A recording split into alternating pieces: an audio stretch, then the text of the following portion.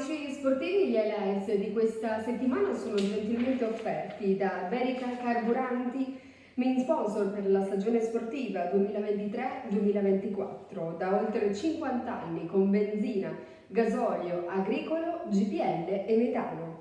Ti accompagnano nei tuoi viaggi. Ora sono anche luce e gas, invia pure la tua bolletta per una consulenza gratuita oppure chiama allo 0444 79 5288. Li trovi a Barbarano Mossano in via Dante 35A. Grazie anche a Evo Celle Modus SRL, main sponsor per la stagione sportiva 2023-2024. È un'azienda sul mercato italiano da oltre 25 anni, leader per know-how ed esperienze nel settore della produzione di isolanti termici ed acustici, con sede in via Albertario 63-65 Fano. Andiamo ora a vedere le immagini del match.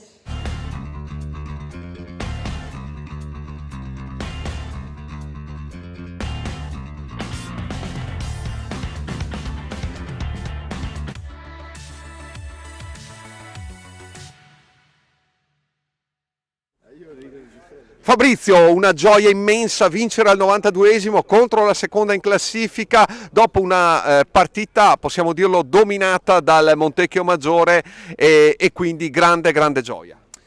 Vabbè, penso che siamo tutti felici, il risultato è giusto, i ragazzi sono stati fantastici dal primo minuto fino al 90esimo, hanno spinto per cercare la vittoria che è arrivata meritatamente. Ci sarebbe stato anche stretto un pareggio oggi, ma io penso che il risultato sia giusto e rispecchia quello che abbiamo fatto in campo. Rispetto per il Treviso, secondo in classifica, però a questo punto possiamo dire che se il Montecchio gioca come oggi, per il girone di ritorno può giocarsela alla pari con tutti, ovviamente mantenendo l'umiltà e l'impegno. Sicuramente oggi avevamo di fronte forse insieme all'accoglienza la squadra più forte del campionato, con giocatori importantissimi. Se abbiamo fatto una partita così contro una squadra del genere vuol dire che se siamo con la testa, siamo concentrati e tutti facciamo il nostro, possiamo mettere in difficoltà tutte le squadre. La cosa importante è, ecco, come hai detto te, non perdere l'umiltà, testa bassa, piedi per terra e continuare a macinare, perché è un attimo poi, appena ti rilassi, a riandare giù. Ecco. Al comunale Gino Cosaro di Montecchio Maggiore, per l'ultima giornata di andata del campionato di Serie D Girone C, si affrontano il Montecchio Maggiore in divisa rossa e il Treviso in divisa bianco-azzurra. Montecchio che parte col piede sull'acceleratore e cerca di rendersi pericoloso in più occasioni, prima con Visinoni, poi con Garbero che dalla parte sinistra del campo recupera un bel pallone, lo sette in mezzo dove Visinoni con una zampata mette alto, poi imbucata di Bertaso per ancora Visinoni, mette una palla al centro dove il portiere Sperandio la blocca in due tempi, calcio d'angolo dalla destra, pallone lungo, Bigolin la mette in mezzo, ancora Visinoni che di prima intenzione spara ma nulla da fare, si rende pericoloso al 27esimo il Treviso dal lato destro dove mette un pallone in mezzo che Carraro devia, recupera un pallone Garbero al 38esimo su errato in invio di Sperandio, serve Manarin il quale punta il diretto avversario, lascia partire un tiro che viene deviato. Secondo tempo che si apre sulla stessa lunghezza d'onda del primo con Visinoni che entra sulla fascia dal lato destro, mette un pallone al centro e Sperandio lo salva. Ancora Montecchio Maggiore al minuto numero 56, Manarin serve Garbero, entra in area di rigore, lascia partire un tiro dove Sperandio in due tempi. 57esimo, Montecchio vicino al gol con Capitan Bigolin che svetta di testa in area ma colpisce il palo. Minuto numero 61, altra occasione strepitosa per il Montecchio Maggiore con Visinoni che entra in area di rigore, lascia partire un fendente in cui Sperandio si salva. Ancora lo scatenato Garbero mette un pallone al centro, batti e ribatti dove Visinoni arriva ma non riesce a indirizzare verso lo specchio della porta.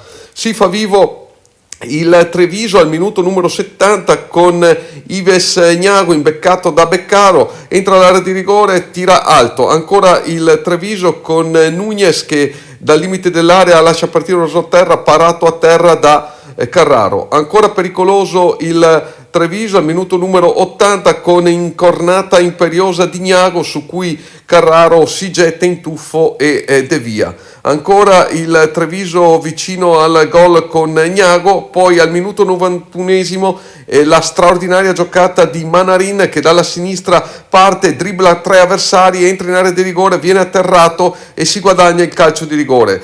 Si incarica della battuta Visinoni che a raso a terra batte Sperandio per l'1-0 definitivo, che quindi significa vittoria per il Montecchio Maggiore, 25 punti e quindi girone d'andata che si conclude a -3 dai playoff. Al termine della gara interviste a mister Fabrizio Cacciatore e al direttore sportivo Antonio Mandato.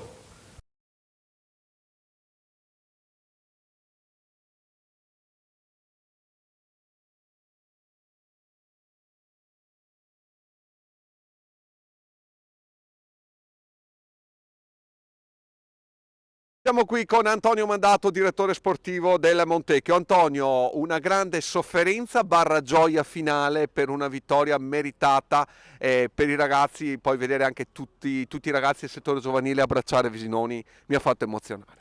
Sì, beh, sono cose che conciliano col calcio, ma comunque oggi, devo essere sincero, non è stata neanche una gran sofferenza perché abbiamo giocato dal primo minuto fino all'ultimo una signora partita.